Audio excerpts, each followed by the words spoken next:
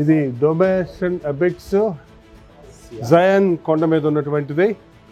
ఈ బిల్డింగ్ మరియకు గుర్తుగా కట్టబడింది. ఎన్నో శతాబ్దాలుగా అందమైన కట్టడంగా నిలిచి ఉంది. మనం ప్రవేశిస్తున్నది మేడగది. యేసు ప్రభు పస్కా ఆచరించింది ఈ గదిలోని చరిత్ర చెప్తుంది. ఈ మేడ గదిలోనే యేసు ప్రభు చివరిసారిగా పస్కాను ఆచరించటం, రొట్టె తీసుకుని విరిచి, ఇది మీ కొరకై విరగొట్టబడిన నా శరీరము, రొట్టె తీసుకొని విరిచి ఇచ్చిన స్థలం ఇది. అలాగే ద్రాక్షరసం ఇచ్చిన స్థలం ఇది. శిష్యుల పాదాలు కడిగి రొట్టె ద్రాక్షరసం ఇచ్చి, మీరు నా శరీరాన్ని తిని నా రక్తము తాగితే కానీ నాకు పాత్రులు కారు అని చెప్పిన పస్కా ఆచరించిన మేడగదే ఇదే. అంతేకాకుండా యేసు ప్రభు పునరుద్ధానుడైన తర్వాత ఇంచుమించు 160 మంది విశ్వాసులు మేడగదిలో చేరి ప్రార్థిస్తుండగా అగ్నిజ్వాలలుగా పరిశుద్ధాత్ముడు వారి మీదకు దిగి వచ్చను అని చెప్పబడిన గది కూడా ఇదే. అయితే ఇప్పుడు దీని రూఫ్ ఉంది, కానీ అప్పుడు ఇది పైన రూఫ్ లేనటువంటి గదిగా ఉన్నది. దీన్ని ముస్లిమ్స్ ఆక్యుపై చేసుకొని మసీదుగా మార్చారు. కానీ ఈ రోజున ఇది తిరిగి దేవుని నామాన్ని మహిమపరచినట్లు, ఆయన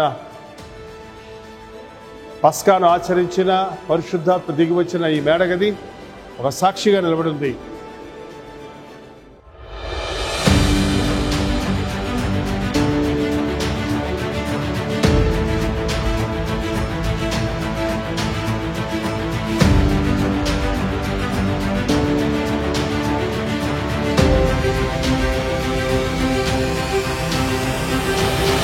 ఈ మేడగది ఒక చిన్న గదిగా ఉండేది, కానీ ఆ తర్వాత క్రూసైడర్స్ ఈ యొక్క చక్కటి కట్టడాన్ని ఇక్కడ కట్టారు.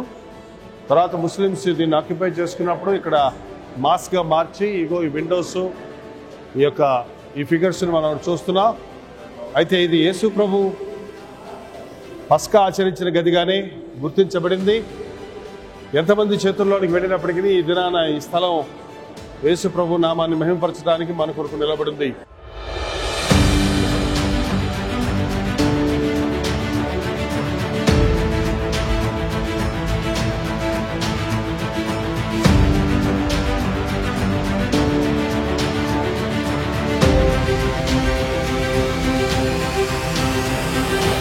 పెలికాన్ అనే బర్డ్,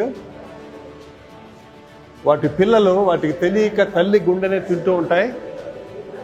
అది ఇక్కడ సింబల్గా ఈ పిల్లర్ మీద చెక్కబడి ఉంది.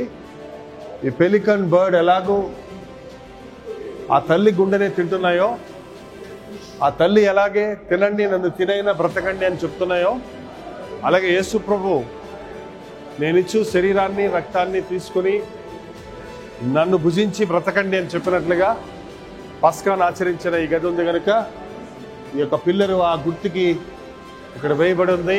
ఇందులో చాలా ముఖ్యమైన విషయాన్ని మనం గమనించగలం. ఈ మేడగదిలోనే యేసు ప్రభు పస్కాను ఆచరించాడు. ఆది సంఘం ఇక్కడే ప్రార్థించారు.